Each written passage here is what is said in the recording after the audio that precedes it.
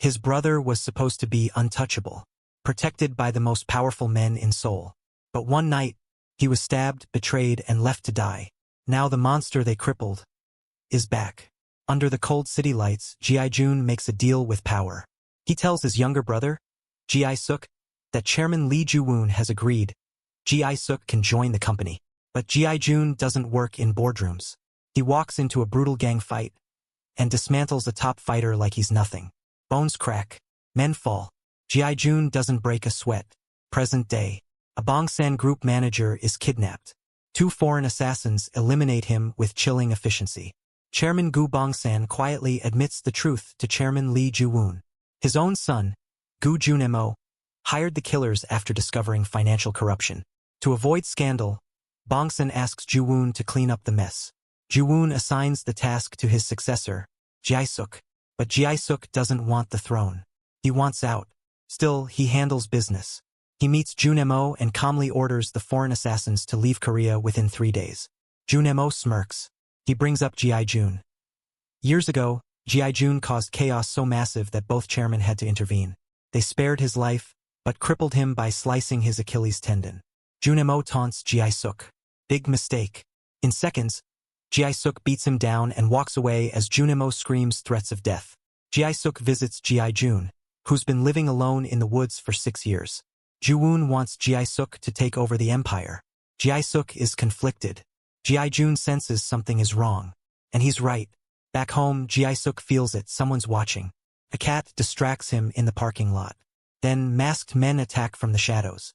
It's an ambush, but Ji-suk destroys them all with brutal precision. He spares one, and that mercy costs him. The man stabs him in the back.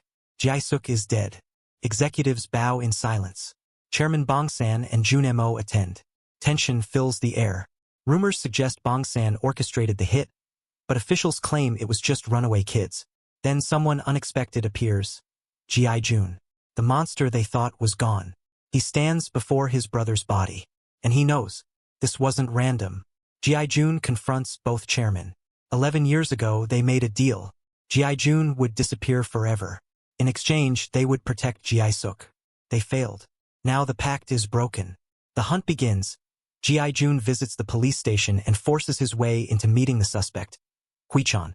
The boy shows no remorse. But he makes one mistake. He mentions his little brother. That's all Ji-jun needs. He tracks the younger brother and walks straight into a trap. An entire gang surrounds him. They think he's prey. They're wrong. Ji-jun tears through them like a storm. One by one. No hesitation. When the dust settles, he walks toward the younger brother. We finally see what really happened that night. Hui-chan stabbed Ji-suk. But Ji-suk wasn't helpless. He threw the attacker aside and removed the knife himself. He was still alive. He walked out of the parking lot. And someone was waiting behind the door. They crippled the wrong brother. And now, Seoul is about to burn. The hit wasn't random. The killer wasn't the mastermind. And now, the 2 most powerful men in Seoul are about to break the one rule that kept them alive. A mysterious man in dark sunglasses sits across from Chairman Ju-woon. Ju-woon asks the question carefully. Is there anything I should know about Ji-suk's death? The man doesn't answer directly. Instead, he asks, is there anything you're hiding? He agrees to investigate. But the tension says one thing clearly. Everyone already knows more than they're admitting. At the prosecutor's office, the Special Investigation Division uncovers buried history. Years ago, Ju-woon and Bongsan were under Chairman Oh, the real king of the underworld. Then Oh's son died. Coup followed. Ju-woon and Bongsan took control. Now history may be repeating itself. Deputy Chief Prosecutor assigns Jiam's son, Ju-woon's own son, to lead the investigation. But with one warning, take it in the right direction. Meaning, control the narrative. Meanwhile, Ji-jun tightens his grip on Hui-chan. Using Hui-chan's younger brother as leverage, he forces the truth out. The hit was arranged through a secret chat room called The Graveyard, a dark network that recruits runaway kids for dirty jobs. That's where Hui-chan was hired. And now a lawyer, Ms. Yoon, has been assigned to protect him. As lawyer Yoon leaves the police station, Ji-jun quietly slips into her car. No panic, no shouting, just questions. She explains the graveyard is run by a company called N-Clean, led by CEO Sim Song-won. She hands over his card. She knows resisting G.I. Jun is pointless. When G.I. Jun arrives at Clean's office, Song-won is missing. So G.I. Jun calls him. The fear in Song-won's voice says everything. When he finally arrives at his office, his employees are on the floor. His office is destroyed. Song-won drops to his knees. I was just following orders. After a few brutal punches, he finally says the name, Gu Junemo. The spoiled heir of Bongsan Group ordered the hit. At Ju-woon's house, the truth arrives. Junemo was behind it. Manager Song Cheol urges retaliation. Ju-woon refuses. No war. But hidden in the walls, Jiam-sun is listening. He planted a bug. Even his own father isn't safe from him. When Song Cheol leaves, Jiam-sun makes a cryptic remark, letting him know he heard everything. Trust inside Ju-woon Group is cracking. The two chairmen meet. Ju-woon reminds Bongsan of their old pact after Chairman Oh's fall. No one crosses the other. If they do, they pay. Bongsan insists his son didn't kill Ji-suk. And then the door opens. G.I. Jun walks in. The air changes instantly. He reveals he knows Junemo ordered the hit. He looks both chairmen in the eye. If you had anything to do with my brother's death, I'd already know. He tells them to do nothing. Just sit and watch. After he leaves, Bongsan panics. Ju-woon doesn't move until Bongsan offers something massive. The Crow Hotel. Now Ju-woon is listening. Bongsan storms to Junemo. He beats his own son mercilessly. Junemo spits blood but not regret. I wanted revenge. Ji-suk humiliated me. This wasn't business. It was ego. Ji Jun visits an old contact, Choi Byung-ho. I need a bat.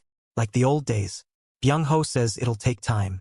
He also gives G.I. Jun a reinforced metal ankle support. The crippled legend is rebuilding himself. Haebyum approaches G.I. Jun. He wants revenge too. The two form an uneasy alliance.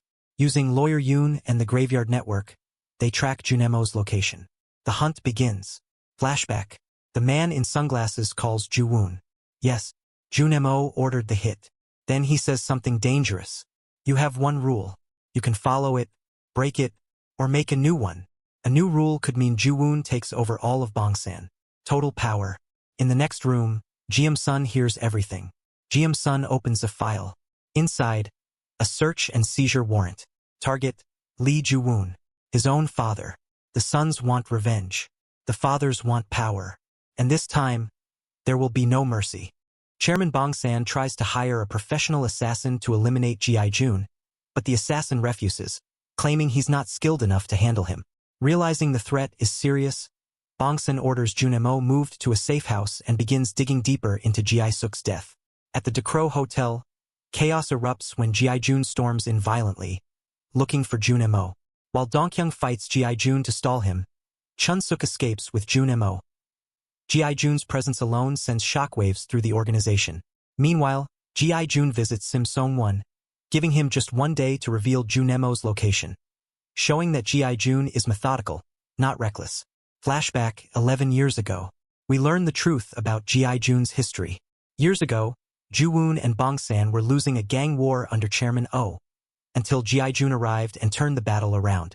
His brutal strength helped them rise in power, threatening Chairman Oh's son, Sung-won. When Sung-won attempted to kill Ju-woon and Bongsan, G.I. Jun retaliated by killing him, or so everyone believed. G.I. Jun then eliminated Chairman Oh's loyalists, allowing Ju-woon and Bongsan to take control of the gang. To maintain peace, a rule was created.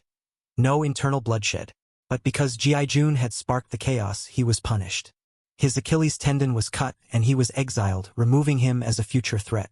Back in the present, Junemo secretly hires two foreign assassins to kill G.I. Jun. Chun-suk pretends to help G.I. Jun by giving him Junemo's location, but it's a trap. G.I. Jun arrives at an abandoned hotel under renovation and is ambushed. Despite facing two skilled foreign killers, he eliminates them both effortlessly. Using one assassin's phone, G.I. Jun calls Junemo with a chilling message. They will meet soon.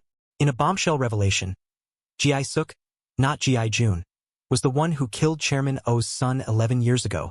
Everything G.I. Jun suffered, the exile, the torn tendon, the blame, it was all built on a lie. Chairman Bongsan meets Yongdu, the mysterious man in sunglasses. Bongsan claims he has handled things with Ju-woon and now only G.I. Jun remains. He asks Yang-do to eliminate him. At the safe house, Junemo escalates the war. He calls in brutal reinforcements, including Jong In-suk, a disgraced but deadly former champion fighter.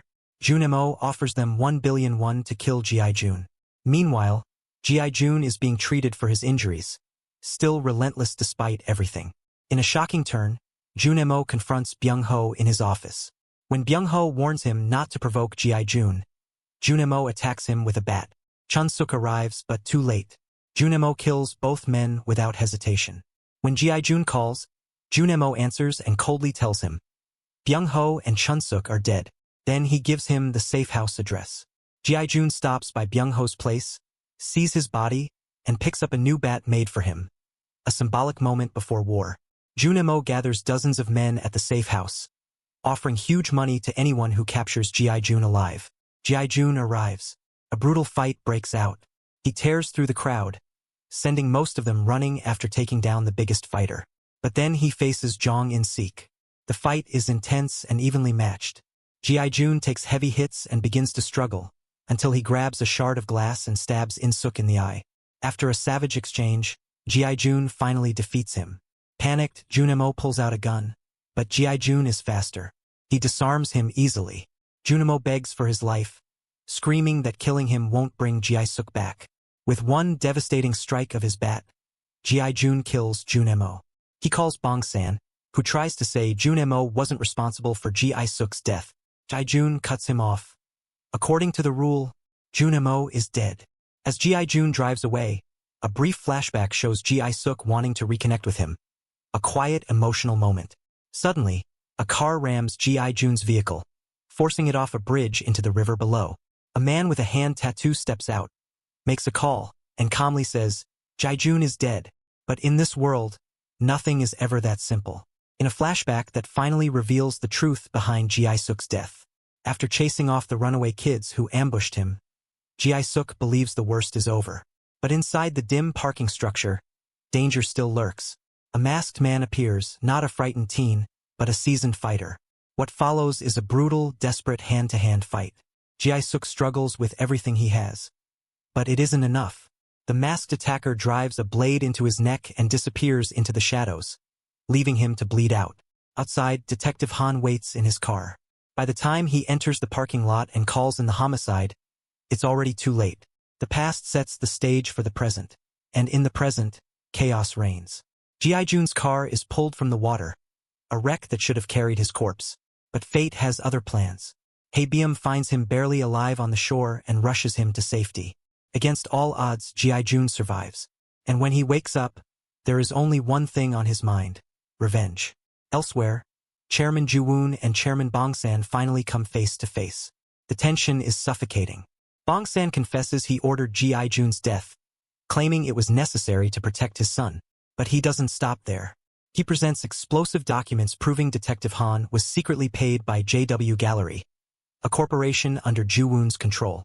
The accusation is devastating. Bong-san claims Ju-woon orchestrated everything. Ji-suk's murder, Junemo's framing a grand plan to eliminate rivals and hand power to his own son. In a chilling declaration, Bong-san states that only one of them will survive. The war begins. Soon, prosecutors storm Bong-san's operations, arresting his men. But something feels off. The deputy chief prosecutor realizes they were intentionally delayed. Ji-sun sent them in 30 minutes too early, missing Bong-san himself. It wasn't a mistake. It was strategy. Ji-sun quietly reveals his real objective. After taking down Bong-san, he plans to go after his own father. Ju-woon confronts Yang-do, accusing him of paying Detective Han. Using Bong-san's documents as leverage, Ju-woon demands answers. Why did he kill Ji-suk? Yang-do remains calm, almost amused. He denies everything and subtly shifts suspicion toward Ji-sun. His composure only makes him more dangerous. Behind that calm exterior, the real mastermind may be waiting. At Enclean, Song-won casually speaks of Ji-jun as if he's already buried, until Ji-jun himself walks in. Alive. The room freezes. Ji-jun wastes no time. He orders Song-won to find out who tried to kill him. Then, in a haunting scene, Song-won takes him to the columbarium where Chun-suk and Byung-ho's remains rest. The weight of betrayal and loss hangs heavily in the air. This is no longer about survival. It's about settling scores. As Ju-woon's forces descend on Bongsan Group, Bongsan refuses to flee. He chooses to fight alongside his men in a violent showdown. But loyalty isn't enough. One by one, his people fall. In the end, Ju-woon personally kills Bongsan, sealing his dominance in blood. Yet amidst the carnage, one Bongsan employee is spared. Why? Because he's been a mole for Yongdu all along. In a cold, calculated move, Yongdu promotes the mole as the new head of Bongsan Group. In his room, we see a chilling visual. A list of names crossed out. Bongsan, Junimo, Jae-suk. Only one name remains untouched. Ju-woon. Yongdu visits a prisoner, Chairman Oh's former employee, now missing a hand. He is the only man who knew the truth. Jae-jun never killed Chairman Oh's son. The past lies are unraveling. Meanwhile, Jae-jun confronts Ju-woon about the car accident. Ju-woon drops a bombshell. Yongdu's real identity. Once known as Mr. Kim, he was a corrupt police officer brought in by Chairman Oh to cover up crimes. After Oh's death, he continued manipulating both sides, blackmailing them for money while maintaining a fragile balance of power. But greed changed him. Ju-woon plays a recording between Yongdu and Jae-suk. In it, Yongdu warns that Chairman Oh's son was targeting Jae-jun, prompting Jae-suk to kill him first. Everything traces back to Yongdu, the man pulling every string. Ju-woon makes one final offer. He asks Jae-jun to take over his company. Jae-jun refuses. He doesn't want power. He wants answers. He wants Yongdu. Ju-woon agrees to arrange the meeting. At the police station, Yongdu receives a call from Ju-woon. Calm as ever, he heads to his car. Then he sees something shocking enough to freeze him in place. We don't see what it is. But for the first time, Yongdu looks shaken. In the final moments, Yongdu meets with the former Bongsan mole. Soon, they are joined by Song Cheol and Jeom-sun. Then comes the moment that changes everything. Jeom-sun shakes hands with Yongdu. The war is no longer between two chairmen. It's a three-way power struggle, and the most dangerous players are finally standing together. With Bongsan erased from the map, the battlefield narrows, but the war becomes far more personal. Yongdu and Jeom-sun now stand on the same side of the table. The alliance is calm, calculated, and poisonous. Yongdu advises Jeom-sun to act quickly. With Bongsan gone and Ju-woon isolated, this is the perfect moment to strike. If Jeom-sun wants power, he must take it now, even if that means destroying his own father. Jeom-sun doesn't hesitate. That same night, Yongdu unexpectedly comes face to face with Jae-jun. There is no conversation, only violence. Jae-jun launches himself at Yongdu, driven by fury and betrayal. The two men clash, but before Jae-jun can finish what he started, a familiar figure intervenes. And Tae-hwan, Chairman Oh's former employee, steps in. Fresh out of prison and armed with a prosthetic hand, Tae-hwan blocks Jae-jun long enough for Yongdu to escape. It's clear this isn't coincidence. Tae-hwan has returned with a score to settle. Realizing Ju-woon may have orchestrated this confrontation, Yongdu makes a call. They need to meet. The chessboard is shifting too quickly. Morning brings a colder kind of violence, corporate betrayal. Ju-woon prepares to attend a Ju-woon group board meeting, but Jeom-sun stops him. Calmly, respectfully, firmly, he will attend instead. Ju-woon insists he never wanted this life for his son. The corruption, the bloodshed, the paranoia. But Jeom-sun's response cuts deeper than any knife. He always wanted it. With Song Cheol by his side, Jeom-sun walks out the door, leaving his father behind. Alone in a house that no longer feels like his. At the board meeting, the directors openly reject Jeom-sun's authority. One executive even dares to walk out in protest. Moments later, his screams echo down the hallway. The message is clear. The remaining board members sit back down. Jeom-sun states coldly that unlike his father, he is not afraid to get his hands dirty. The corporate takeover is complete, not with signatures, but with fear. Back at home, Ju-woon opens a safe and removes a gun. He knows what's coming. Meanwhile, Jae-jun tracks Yongdu's car to a remote location, but finds Tae-hwan waiting instead. The two men circle each other like ghosts from the past. Tae-hwan reveals the resentment he's carried for 11 years. Jae-jun should have killed him back then. Instead, he cut off his hand and left him humiliated. The prosthetic he now wears isn't just a replacement. It's a symbol of vengeance. Their fight is brutal and personal. Jae-jun eventually gains the upper hand and stabs Tae-hwan. But in a shocking moment of acceptance, Tae-hwan pushes the blade in deeper himself. He chooses his own ending. As Ji-jun battles ghosts of the past, Yang-do enters Ju-woon's home. The atmosphere is heavy with inevitability. Ju-woon pulls his gun, but Yang-do is faster. The weapon is knocked away, and the two men struggle in a violent scuffle that ends with a gunshot. Yang-do stands over Ju-woon's lifeless body. The king is dead. When Ji-jun arrives at Ju-woon's house, he finds the corpse seated calmly in a chair, as if waiting. Before he can process it, police officers storm in. Yang-do leads them. Ji-jun is arrested for murder.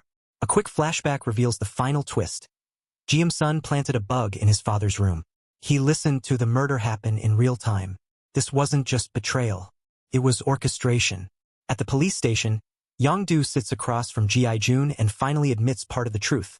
He was one of the architects behind Ji-suk's murder. Not the only one, but one of them. Later, while being transferred in a police vehicle, Ji-jun senses something is wrong. The officers aren't acting normally. This isn't a transfer. It's an execution. Ji-jun fights back inside the moving vehicle. The struggle causes the car to crash violently. Bruised and crawling from the wreckage, Ji-jun expects death. Instead, he sees Song-won. Song-won reveals Yang-do ordered him to clean up Ji-jun's death. But rather than finishing the job, he hands Ji-jun a burner phone and Ju-woon's pipe, a symbolic passing of the torch. Song-won says he's leaving the country soon. Everyone is choosing sides. Ji-jun disappears into the night, officially dead. Back home, Ji-sun plays the recording of Ju-woon's murder for Song Cheol. Rage flares instantly.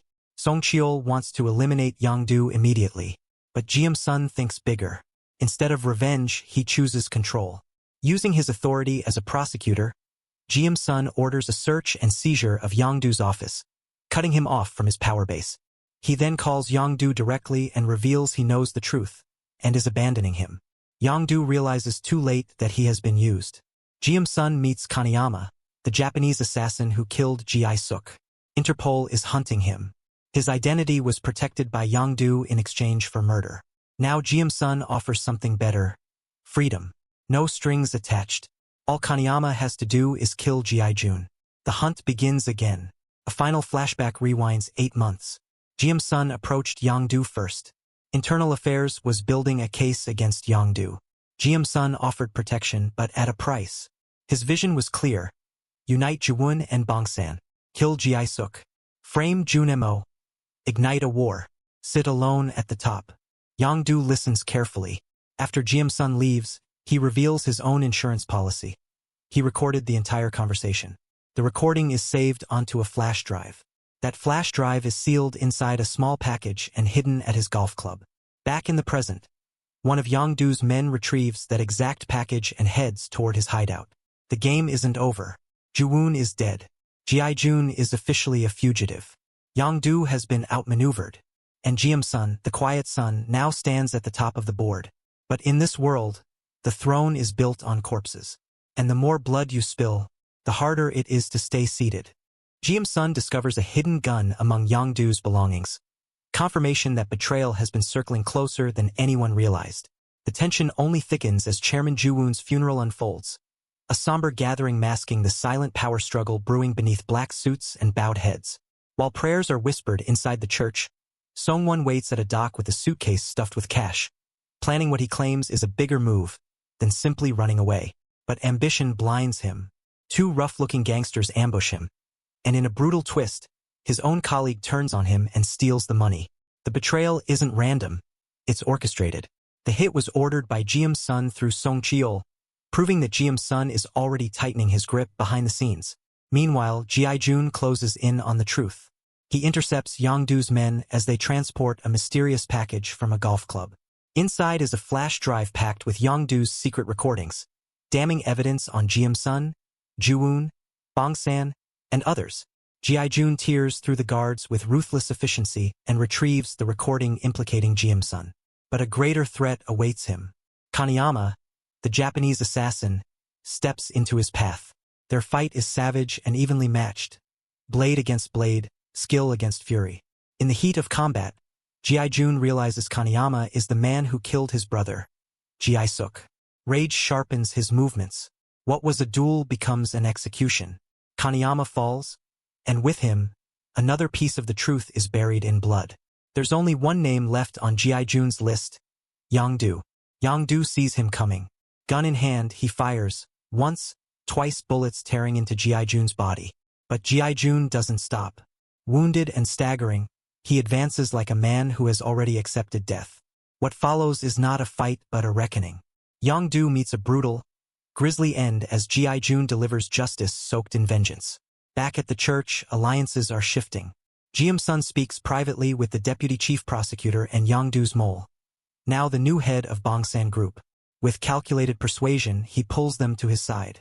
When G.I. June appears at the funeral to pay respects to his former boss, he locks eyes with Jiam-sun and promises they will meet again. It's not a threat, it's a certainty. Before moving further, G.I. June visits his brother's resting place. The weight of everything presses down on him. He hands Haebium the recording of Jiam-sun and instructs him to wait for his signal, warning him not to let the violence spiral further. But events are already moving too fast. Jiam-sun and his superior blackmail the prosecutor general into submission. The merger of Jiwon Group and Bangsan Group is officially announced. Decrow Hotel is reborn as JW Decrow.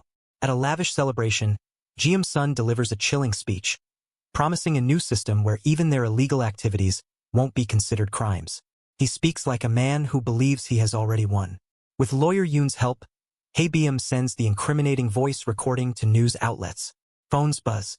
Screens light up. Reporters break the story in real time. One by one, guests abandon the event. The deputy chief prosecutor insults Jiam-sun in the chaos, and Jiam-sun snaps. In a fit of fury, he beats him to death. Power has completely corrupted him. Song Cheol urges Jiam-sun to flee and claims he'll handle the aftermath. But when G.I. June storms the hotel, Song Cheol orders security to stand down. Pretending to guide G.I. June to Jiam-sun, he suddenly stabs him instead. The betrayal cuts deep, physically and emotionally. Despite his mounting wounds, G.I. June overpowers Song Cheol. Another old ally falls, and G.I. June's face shows no triumph, only exhaustion. Bleeding from gunshots and knife wounds, G.I. June drives to Jiam-sun's home. Inside, Jiam-sun sits in his father's chair. Surrounded by the empire he sacrificed everything to control. When G.I. June asks if it was worth it, Jiam-sun admits that he always loved winning. But now the victory feels hollow. When G.I. June steps forward with a knife, Jiam-sun raises a gun, then turns it on himself. But G.I. June won't grant him an easy escape. He slashes Jiam-sun's wrist, ensuring his death will be slow and painful, a final punishment for the destruction he caused. With nothing left to fight for, G.I. June returns to the quiet campsite where he once shared peaceful moments with Ji Suk. Memories flood back, their laughter, their dreams, their bond. For the first time, G.I. June breaks down and cries. The night fades into morning. When the sun rises, G.I. June remains seated in the same chair, motionless. His war is over, his vengeance complete, and in the stillness of dawn, it becomes clear that he, too, has finally joined his brother. A kingdom built on blood collapses in silence.